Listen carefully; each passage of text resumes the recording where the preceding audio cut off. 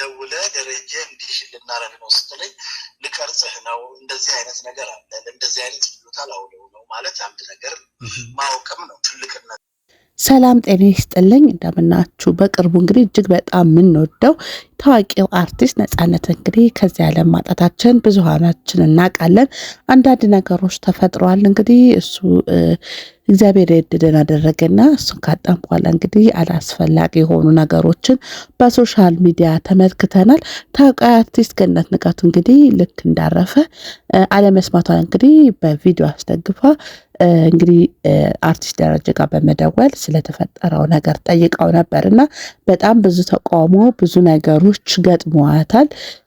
ከአንቺ አይጠበቅም፣ ብዙ ነገር አይተሻልፈሻል፣ በህዝብ ነው እዚህ ደረጃ የደረስሽው፣ እንዴት በሱ ይሄን ነገር ትሰራያለሽ ተብላ በጣም ብዙሃኖቹ እንግዲህ ቪዲዮቿን እየተቀባበሉ ፌስቡክ ላይ ፎሎዋን እያደረጉ እንግዲህ ትልቅ ወቀሳን እያቀረቡባት ይገኛል። ይቅርታም ጠይቃለች እያሉ ነበረ። እንግዲህ ገነት ንጋቱ ይቅርታ እንዳልጠየቀች ብዙሃኖቻችን እናውቃለን። የዛሬ 5 ዓመት ገደማ እንግዲህ አባቷ የታመሙ ጊዜ የቀረጸችው ቪዲዮ ነው እንግዲህ ይቅርታ የሚለውን አሁን በሶሻል ሚዲያ እየተዘዋወረ ያለው። በጣም ብዙሃኖች እንግዲህ ወቀሳ ያቀረቡባት ምክንያት ምንድን ነው?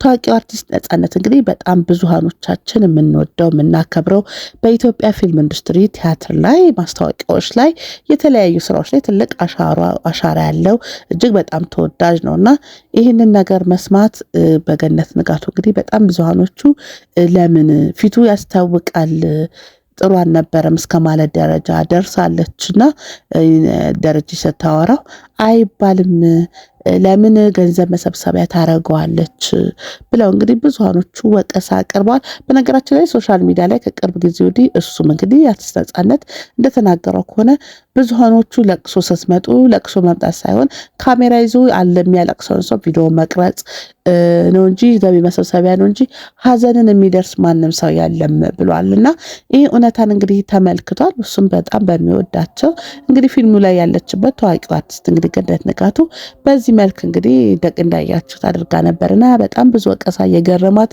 እየገጠማት ይገኛልና እንግዲህ ስለ አርቲስት ነፃነት እንግዲህ ብዙሃኖቻችን እናውቃለን። እጅግ በጣም ጥሩ የዋ ሁሌ ሳቁን የሚያስቀድም ሁሌ ለሰው በፍቅር የሚኖር ነው።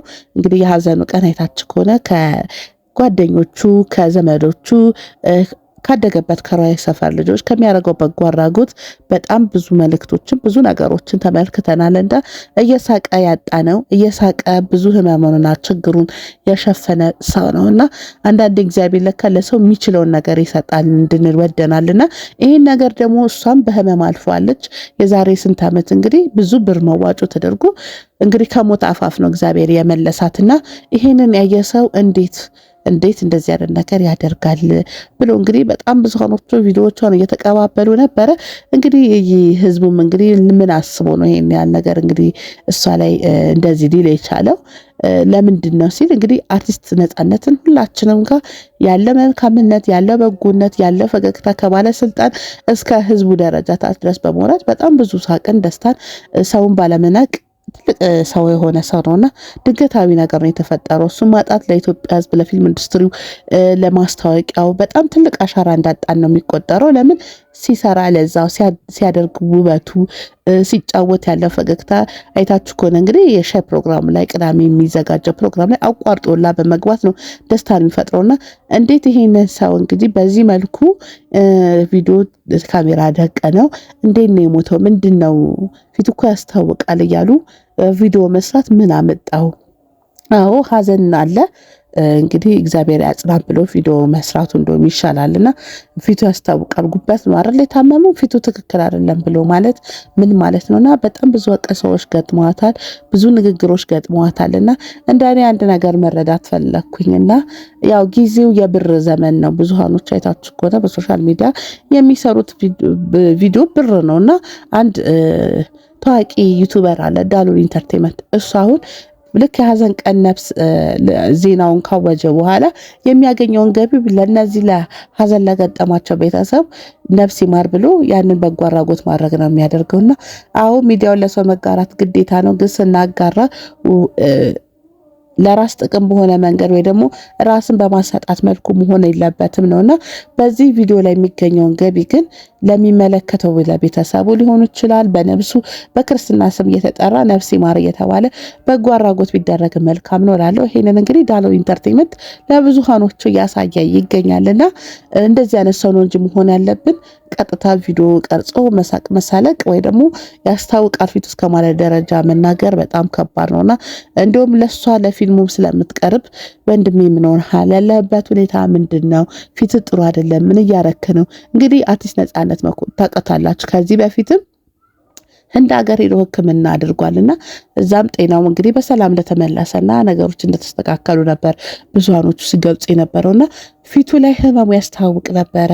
ፊቱ ላይ ጥሩ ነገር እንደሌለ በጣም ብዙ ሰዎች እየተቀባበሉ እየሰሩት ነበር። ይሄ ልጅ አይኑ ከለሩ ጥሩ አይደለም፣ ፊዚካሉ ጥሩ አይደለም እያሉ በጣም ብዙ ሰዎች አይታችሁ እንደውም ቪዲዮ እየሰሩበት ነበርና አሟረታችሁበት እስከመባል ደረጃ ደርሶ ነበርና ስለዚህ ይሄንን ቤተሰብህን በፊልሙ ኢንዱስትሪ የምታውቀው ወዳጅን ቀረብ ብላ ምን ሆነሃል ወንድሜ? ፊት ጥሩ አይደለም፣ ምን እየተደረገ ነው?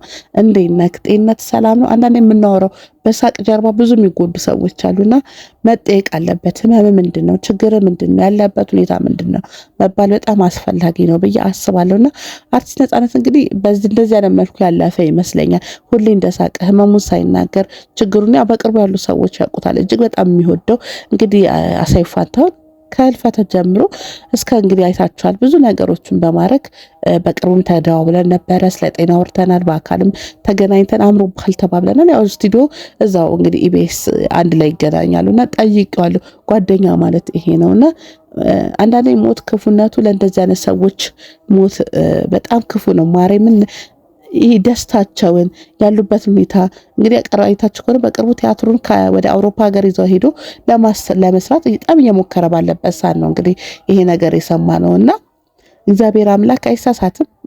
ግን ምን ሆነሃል መባልን ምንድን ያለበት መባልን መጠያየቅ አለብንና መልካም ሰዎችን ነው እግዚአብሔር የሚጠራው። ሁሌም ነው የምለው ደጋግ ሰዎችን ነው እግዚአብሔር ኑ ወደኔ ብሎ ሽክፍ አድርጎ የሚይዘውና ልክ ነጻነትም እንደዚህ አይነት ሰው ስለሆነ ነው እግዚአብሔር የወደደውን ያደረገውና በጣም ብዙ ሰዎች ቀብሩ ጋር ባሄዱ ቤታቸው በተላለፈው የኢቢኤስ ላይ ላይቭ ስትሪም ላይ እያለቀሱ እንግዲህ የነጻነትን ያላቸውን ፍቅር ገልጸዋልና አርቲስት ገነት ንጋቱም እንግዲህ በጣም ብዙ ተወቅሳለች።